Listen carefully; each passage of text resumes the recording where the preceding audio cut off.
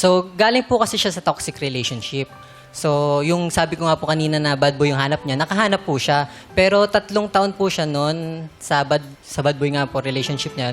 Toxic po yun. So, parang nung naging po kami, parang ina-apply niya po sa akin. And parang yun nga po, syempre galing po Ang siya alin? doon. Ina-apply niya sa'yo Yung parang nangyari po sa kanila. Na? trauma po sa kanya. Na parang na sinasaktan, na parang nag-cheat po, gano'n, na sinasabi niya sa akin na baka mag-cheat lang din po ako.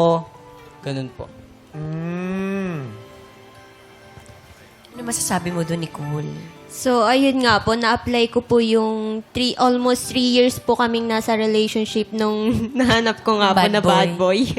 And then, okay naman po, pero yung time na may mga toxic trait po siya, bali hindi po kasi boto yung mama ko, ayun, pinaglaban ko lang din. Grabe din yung tapos nag-cheat pa po siya, ganun.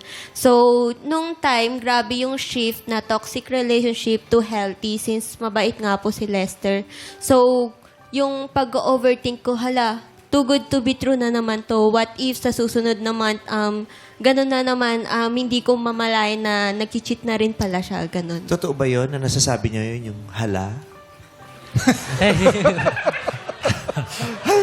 Akala ko kung ano. Matapos ang ilang taon, sa dami nang nangyari sa'yo, na-trauma ka na't lahat, pero ang natandaan mo talaga, nasabi mo yung hala. Hala. Hala, ito na naman ba to? Lahat ay nagulat. Buksan ang pinto. Hala. Hala, Vera. So, yung trauma mo, sa kanya mo nalalabas lahat. Lahat ng takot na dinulot sa'yo nung nakaraan mong relationship, nung huling lalaking pinagkatiwalaan mo, sa kanya mo nilalabas lahat. So, yung duda, takot, lahat. Doon po siya napagod. Naramdaman mo yun? Opo, parang... Pagod na pagod nga si Eric Santos. Pagod na siya sa lolo dun, no? Diba? Sabi niya, Bakit napagod si Eric? Ganyan kagaling. Feeling ko may tungkot. Pakiulit nga, please.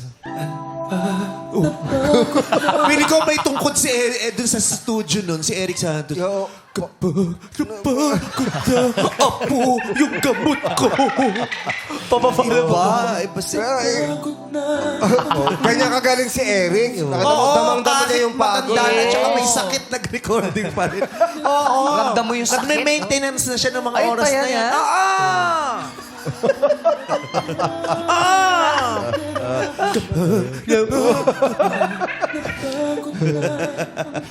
Okay. Sinasabi mo sa kanya yon na bakit sa akin mo nilalabas yan? Binubuntong. Oo, bakit sa akin? Di ba dapat hindi sa akin? Opo, sinasabi ko naman ho sa kanya yun. Nasabi ko, wag mo kayo compare doon kasi nga, na-prove ko naman na sa'yo na hindi ako katulad niya kasi nga po nung nililigawan ko siya, like nilalayo niya rin po kasi ako noon. Na sabi ko, ipoprove ko sa'yo na hindi lahat ng lalaki ay ganun. So nung sinagot niya po ako, tas may ganun pa rin po, parang na medyo na-offend na rin po talaga ako na parang, ay, nakakapagod po talaga. True Pero naman. Nicole, hindi ka ba nag-sorry sa kanya na mali yung mga binibintang mo sa kanya or bigyan ka ng second chance na hindi na uulitin yung mga ganun? Nagsasorry po ako after po niya nasasabi na minsan na wag mo akong i-compare ganon na napapagod siya sa puro ganon. Nare-realize ko po na baka hindi siya ganon. May times po na ganon na nagigilty rin po ako na grabe din yung dinadanas niya every time na nagkakaroon ako ng overthinking ganon. May times po na sobrang payapa, sobrang okay, na hindi ko po iniisip na hindi siya ganon. Pero may times po talaga na maano mo na, baka mapunta ulit ako sa sitwasyon na gabi-gabi, gano'n na kailangan mo umiyak para makatulog, gano'n. Nakailang ganun ka na for today's May mga... Hala, tsaka ganun. Hala, nag-ganon na naman siya. Hindi. Paano mo naiisip? Kakapera ka, nararamdaman ko. Kanina kapag ganyan ng ganyan. Paano mo naiisip na kaya niyang gawin yun? Ano yung mga sign na... Yung puso ko, tinuklining. ano yung mga sign na nakikita mo na kaya niyang gawin yun? Or ganun siya? Wala naman pong sign, pero meron po kasi yung sa first relationship ko, sobrang, ayun nga po, too good to be true na okay, payapa na mabait siya, ganun, yung effort, yung ganun. Tapos ganun din po kasi nangyayari sa kanya ngayon na nararamdaman ko yung effort, na nararamdaman ko yung love. Tapos nung sa una, after ng how many years, naging ganun, bakit parang ang bilis ng shift na nag-cheat siya, tapos baka maulit sa kanya na, baka ngayon lang to, ngayong year lang to, what if sa second year, ganun ulit. Ganun Aware po. ka naman na ginaganon mo siya. Hala. Ay, natawa siya. Aware naman po. Aware ka. Opo.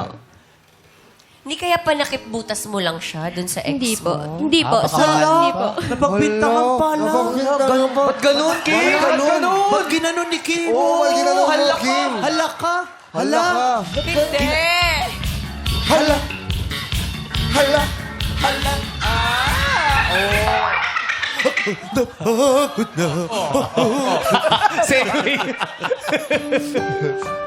Oh, tignan mo.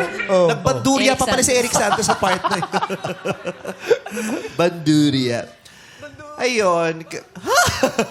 Paano yung bandurya? Bandurya.